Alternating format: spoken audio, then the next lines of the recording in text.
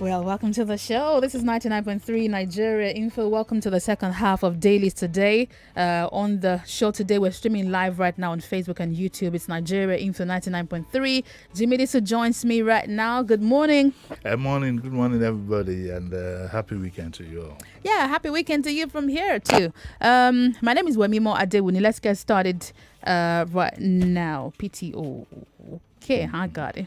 Let's start here. This story is on the Metro page of the Punch today. Bribe-seeking Lagos policeman shoot woman, brutalize husband for complaining. Yes. Okay. So, I'm sorry we are starting on this gory note, but this is just to highlight the fact that we have won absolutely nothing on all fronts at the end of the NSAS, whatever. Let me just read what happened.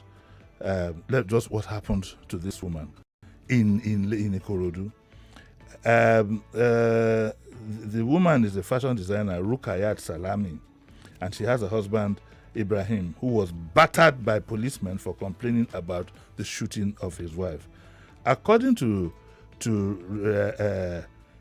Rukayat, according to the Punch, actually, a tricycle operator had wanted to pass the checkpoint, Kofe Roja, he didn't want to Roja, when an argument ensued between him and the policeman over 100 naira.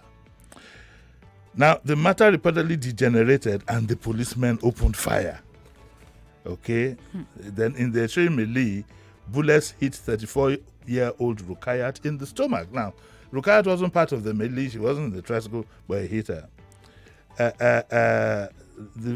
So she said, I started shouting and alerted my husband. She said her husband had driven past the roadblock when she was hit by bullets. She alerted. Immediately he placed his hand around my stomach and observed that I was bleeding. He parked the vehicle, went to start arguing with the policeman, an aggrieved person. And by the time he returned, he was also bleeding on the head. My goodness. Ibrahim, a surveyor, said the policeman brutalized him for calling the attention to his wife's condition. So he explained that the incident happened while they were returning from a visit to an in-law, adding that despite he and his wife bleeding profusely, the policeman abandoned them and drove away in a minibus. This incident happened around 8:30 p.m. on Sunday. It says the tricycle operator was reluctant to pay the 100 or 200 naira roja to the policeman, and so on and so forth. His full story is there. The wife was rushed to the hospital, to Ikeja General Hospital. Thankfully, and thank God for she was stabilized. Thank you, Ikeja General Hospital. The following day, she was referred to Luth, but they rejected her because of bed space. And they informed the officials of the Ikeja General Hospital. But while returning there, one of the officials called and told us to go to Lasuth, where a bed space had been secured for us. May God bless all these people. And she was admitted there, did an X-ray, revealed that there were 2 bullets in her system. My goodness. They said one bullet was in her chest, and the other bullets, they say, the doctors refused to remove, that it will be suppressed with antibiotics. I don't understand that. Suppressed bullets? I think what is it supposed to melt? No, I think what it means is that the bullet is probably in a sensitive position. Yeah. They want to leave it there. It might not do until much it harm, shifts. and then use antibiotics to whatever it is. I think that's probably what it is. Anyway, his wife, the Rukayat, has spent 5 days in the hospital, and the case has been reported at the Shagamu police station. We have a picture of Rukayat on a hospital bed, and Rukayat has held on to one of the bullets. Okay, now these are the things we wanted to prevent with these NSAS. These were the issues that cropped up, and we are still contending with these every day. I'm reading this one today because it's the most gory, and I shivered because she had no interaction whatsoever. It was a stray bullet. The situation was none of her business. It was none of her business. So it means it could have been anybody. It could have been you. Yes. It could have been you in the back of your Rolls Royce, or you at the back of a Keke Napep. It could have been you just standing by. It could have been you preaching the word of God. It could have been you saying your prayers. It could have been anybody. We need to stand up to this. I'm tired of reading these things in the papers day in, day out. This is what we are trying to prevent, and people are playing politics out of it, which will then lead us to the next story. Okay. We're here. The next story is from the Vanguard newspaper today. And SARS aggrieved women lay siege to Lagos Deputy Governor's residence. We will walk with you. LASU students told Sanwo-Olu. I talked about this earlier today. There was a video the governor shared where he was chanting, with LASU students. He says he won't walk alone. Yesterday, publicly and privately, I got a message to the Lagos state government. I don't know whether the governor got it. For God's sake, do not polarize our society. With this, what I would, sorry to say, childish reaction to the fact that some people said they will not work with you. There is no big deal. The governors started on the wrong foot by calling out these names. Now, just because they have said that, okay, they will not work with you, if the mature thing to do is to let sleeping dogs lie. But his assistants and whatever will not. First of all, were the posters that went around yesterday saying, the Lagos Youth, sponsored by Lagos Youth. This last story, all of us know, we know how these things work out. It's an old method. We know how all these things work out, that the LASU students now came, they said that we are going to work with you and said all these kind of things yesterday. It was not a coincidence. It's not a coincidence. We are not fooled by all this. Sir, with due respect, we will exacerbate things to a point where we will now have nothing but everybody wanting to work on either side. And it will degenerate. I remember, sir, this was the warning I gave to Governor Ambode last year when he got up to a climax, when he started talking about things like, we know what we know. Though as I speak, we still don't know what he knew, but I wish we knew. But that's another story entirely. Face governance, make peace, forget about people rejecting your work or you wanted to work, because see what has happened now. A group of women yesterday now went to the deputy governor's house, the roundabout in front of his house, and started chanting. If care is not taken, that is the beginning of another, and you cannot sit it out. You cannot sit it out. You are a leader. You are father of all. At a time when these people, they are young people to you. Fault is family, father and son. You're probably the same age. At the time these people said these things, you are their father. You should have reached out to them privately. Rather than turn it into some kind of big bat. The governance is not done in this way. I didn't even expect that he was going to mention their names at that speech. I don't think it was necessary. We've even gone past that. It was completely unnecessary. It was unnecessary. It was even unnecessary to say you were going to have a walk. You could easily have said that, okay, during Christmas, December, we're going to have a walk for peace, and not tie it directly to a report that had created so much controversy. Let's do some deep thinking before we do things. You could have said in December, for Christmas, first day of the new year, I'd like to call join all Lagosians to call, let's all work for peace in view of what we have gone through in the year. But that would be easier a conversation when there have been moves based on the report. Okay, is there been any form of justice? When you're even saying that, you will not even make a direct reference. You see, you're making a direct reference to something that is inconclusive. Yeah. And very heated. I had always warned this government about theater, that governance is not show business. It calls for maturity, it calls for deep thinking, it calls for and you have to throw your pride away if you want to govern. And I would beg the governor's aides, do not push this man. Do not push this man. Don't turn this man, don't give him an image of a megalomaniac. It's not going to help him.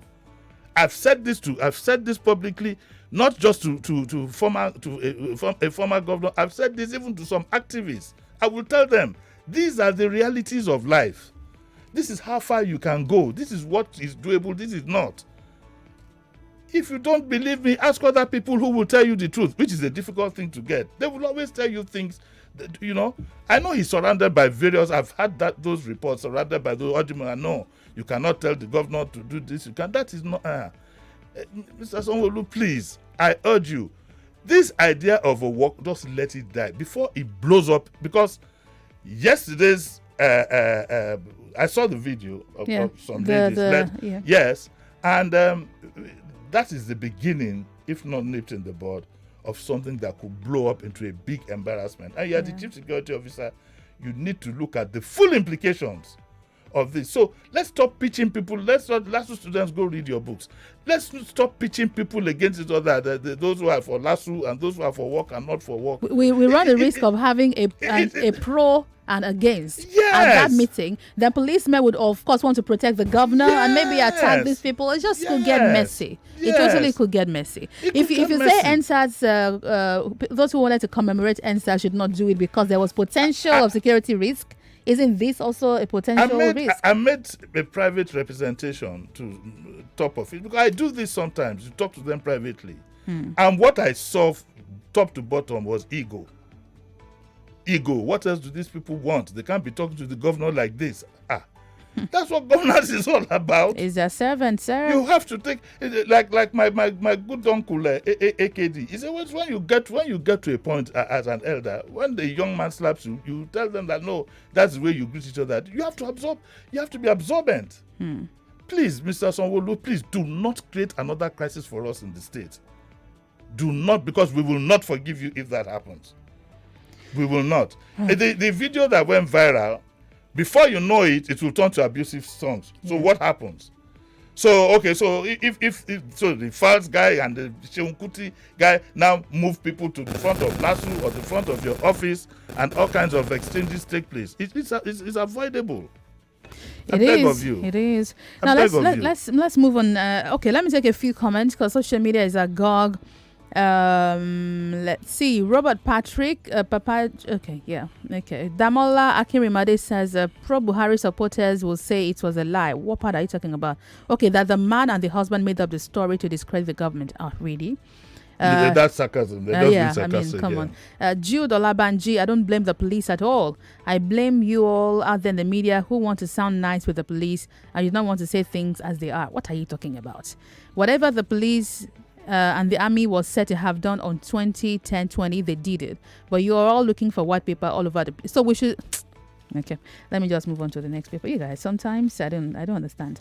This is from the Punch paper today. States flouting guidelines for judges' appointment. This is according to a report. So apparently, states are not following what guidelines should be in place to appoint judges. It's not just judges. It's a new phenomenon. We've had quite a number in recent times. It's a new phenomenon, and we are allowing it fester. This phenomenon of cousins, sisters, name it, not just appointment of judges. We had a recent one in Ondo State. Okay, in fact, the one in Ondo State is even better. It's more direct. In some other states, you just know that maybe the first lady, for example, is the most popular. It happened in a state here when the governor was away. The governor's wife took charge until somebody was brave enough to alert her to the fact that there's a deputy governor in this state. And so we allow these things fester. We read them in the papers every day. This report says that it's observed that the GSC, headed by the chief judges and other judicial authorities, had consistently flouted the guidelines, and that the councils had not been providing a level playing field for all qualified persons seeking appointment as judges. And whether we like it or not, lawyers will tell you privately that they're beginning to get worried about some of the judges that we have, and they wondered how some of them could even have passed through law school. I've had people say to me that, do you know Judge so is a young lawyer that writes his judgments for him? Yeah. And if you look around, usually the judges we have, some of them are sons of this or daughters of that or cousins of this or so and so's candidate or Can there be justice then? Can there be justice? But unfortunately, it goes all the way down up to university admissions. What have poor people done in this country to deserve all this? Why this is even worse is that the judiciary is the last hope of the common man. And if there's no hope there, if there's a potential for bias, an obvious potential for bias, there's trouble. There's a flaw in your statement. Should I tell you what it is? Please tell me. There's no common man again. They're extinct. There are those who have and those who don't have at all. They don't even exist in the mind of anybody. Let's get that one. There's no common man again. Everything we do now is about self. Some of the problems we go through in this country, some of the problems we go through in this state, in local government, are all tied to selfish reasons of those who lead us. This one of them is what we just talked about. If you are not careful, this work is going to precipitate a crisis that could consume the state. All because some people feel that, the Fowles and Chiunkuti, who are entertainers and are activists, have said they are not going to join a walk. And you begin to hype it. It's across board. But the elders of the land sit down and say nothing. I'm hoping that by next week, I'm hoping that some elders in the state will put a call through to the governor, for example. And some will come out publicly to say, enough of all this. Let us try and heal wounds and not open whatever. So back to this is just to highlight again. This is a report that says that judicial appointments, you see, are not following the regular. Listen to what it says again. It indicts them further. Sorry, I keep touching you. Furthermore, someone did make a funny comment about that. That's what someone sent it to me. But I told Sheriff too. Furthermore, I hope it's not your husband. Furthermore, let me put mine in my pocket. Furthermore, the NJC's current level of oversight of the judicial selection process is too loose and indulgent to make any significant difference in the recruitment process, and anyone may justifiably say that the NJC is giving a free pass to the Judicial Service Commission to do as they like with judicial and I think we need to bring the NJC on the show if they would oblige. No, I know they would not. They most likely would not. They won't. But I mean, no serving judge would grant an interview. No, maybe as a commission, maybe. Yeah, I know that it's. But someone needs to talk to them. Well, we've spoken to them; they're listening. But they won't reply. I don't. They would not reply. They won't reply. Okay, this is from the Vanguard today. AMCON Senate Aviation Ministry at war over proposed new national carrier. Ministry frustrating the takeoff of Nigerian Eagle airline by AMCON. That's coming from the Senate. Direct AMCON to publish the list of debtors. We're not in charge of issuance of AOCs, says Aviation Minister Sirika. So apparently. Well, the issue of a new airline is apparently tied to the fate of Arik. Okay, is apparently tied to the fate of Arik, and the senator who's this now? Ubasani says that this floating of a new airline is a racket. Let me see what it says. Sani alleged that the Aviation Ministry frustrated efforts by AMCON to float a new carrier, Nigerian Eagle, in view of the over 300 billion naira debt owed by Arik Airline. 300 billion. 300 billion. Naira. Billion. Yes, debt owed by Arik, which it took over to recover liquidating the debt by instigating the regulator NCAA against granting its air operators certificate AOC. A lot of politicking go down. What caught my attention here is I don't know how a corporate body, a company, albeit an airline, would be owing 300 billion. How did they get to owe that much? Well, accumulated that much. Buying planes and not paying for them on as and when due. Suppliers, fuel, and so on and so forth. It's easy to pile up debt especially in the aviation. Very easy to pile up debt. Very easy. But Sani says that this AMCON intervention in Arik and the frustration the agency is going through because of its proposal to set up NG Eagle as best option to recover its asset is not supposed to be. I think we are about to lose billions of naira again, you see, because of ego, what we just spoke about. The ministry is not being realistic with its proposal of a national carrier, and because of that, frustrating the efforts of AMCON on NG Eagle. If we can't have a national carrier, so be it. I mean, I'm just. Is it compulsory? There are some countries that don't have I'm just fed up. Pick one of the ones that we have, make them a national. Everything in Nigeria is fraught with some level of frustration, fraud, ego, name it. Let me take some comments from YouTube. Funshaw Jimo says, but why would they? Okay, I think he's speaking in regards to the walk alone or not walk alone. Says, why would they address the governor in very disrespectful manner? Who are you talking about? Do you mean the activists? Is that also the value we intend to promote in our society? Nobody has a monopoly of opinion. We run a democracy here. I agree with you. Nobody has a monopoly. We run a democracy, but two wrongs don't make a right. And when you are the older one, you're supposed to know what to do, not take off your shirt and go into fisticuffs. Okay, Aderogba, the reality of the governor is showing. Either he wasn't ready for that position or he isn't capable. It seems more to be a showman and a people pleaser than someone who wants to get the job done. Omoto Sholaiwola says, I hope he listens. I don't know why he cannot call neutral members of the public for advice. Okay, people are having a back and forth here on are they disrespectful. One of the problems in public office, Wemimo, if you'll excuse me, one of the problems in public office is that some people tend to box whoever it is into a corner, and if you don't put your head on straight, they will pump you. I've been close to a governor before. I've seen how it works. I wish I could now go back and speak to that same gentleman who was the governor. But I remember the last time I saw him, I said, when you get up from this seat, you will know who your true friends are. I'm sure by now he would have learned a lesson. You see, when you are in that seat, look, like the other day we complained about some bed sheets that were put around in public places called banners and so on and so forth. It turned out that it was quote and unquote some friends of the governor who got together and did it on his behalf. As a governor or anybody in public office, you need to control your immediate environment. And you need to do a reality check. Don't allow people pump you up with so much adrenaline. They will embarrass you. Knowing that those who embarrassed Ambode, who pushed Ambode yesterday, does anybody know them? Does anybody talk about them? Some of them are still hanging around this new governor now. They will keep pushing you.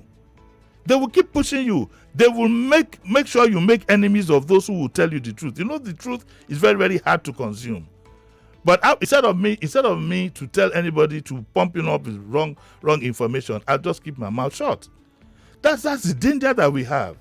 The danger you have with those in public office are those who surround them. They will never tell them the truth. They keep pumping them. Don't mind him. He's looking for something. He's your enemy. The other day he said he called Bode George all the time. There are all kinds of trivialities they throw at you to pump you up. But at the end of the day, after everything is done and the consequences come, you will then remember, but it would have been too late. Mr. Sanwo-Olu, leave the issue of this work alone. Please, don't divide us with these things.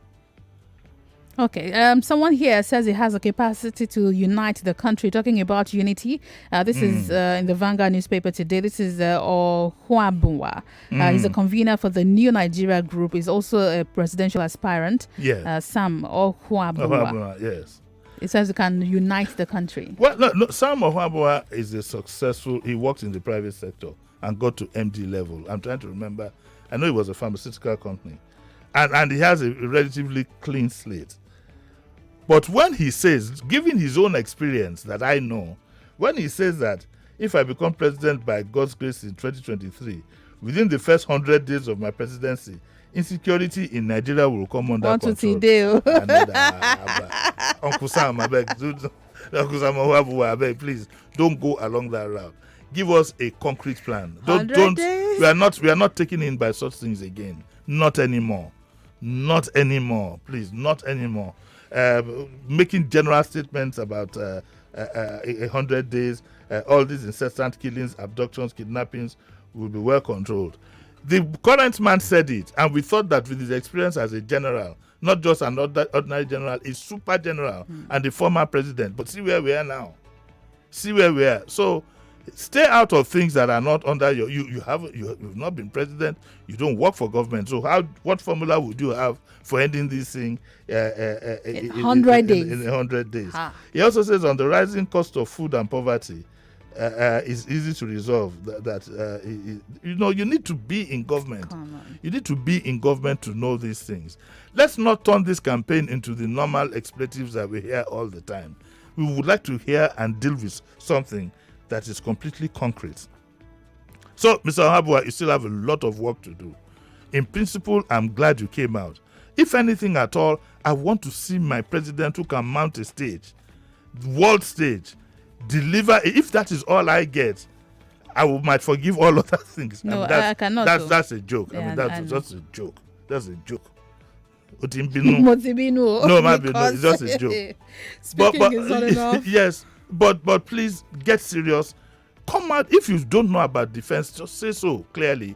When it comes to defense issues, I look for the best advice that I can get. We need an honest leader. You can no longer just throw things at people. No, 100 days is not being honest. There's no way. How? How are you going to do that? 100 days? No, stop. Let's take this one quickly. We have 1 minute, but I like this headline. It's in the Vanguard today. Abuse of skincare products damages skin. Experts. Abuse of skincare products.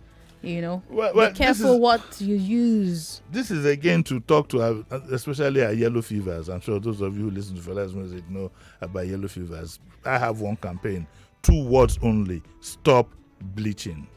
Stop bleaching. If you value your life, and you need to be careful with the creams out there. So if you are not sure of what you're getting for your cream, use Ori. Use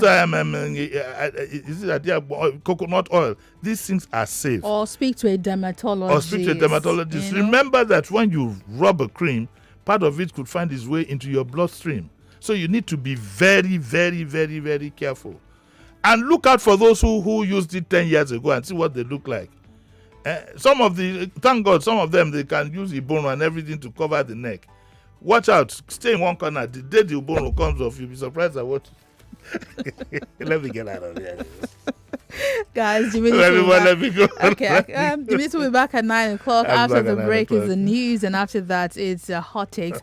Let's look at the biggest stories Nigeria talked about this week for the next 1 hour of the show. My name is Wemimo Adewuni. Thanks for being here. Don't go away.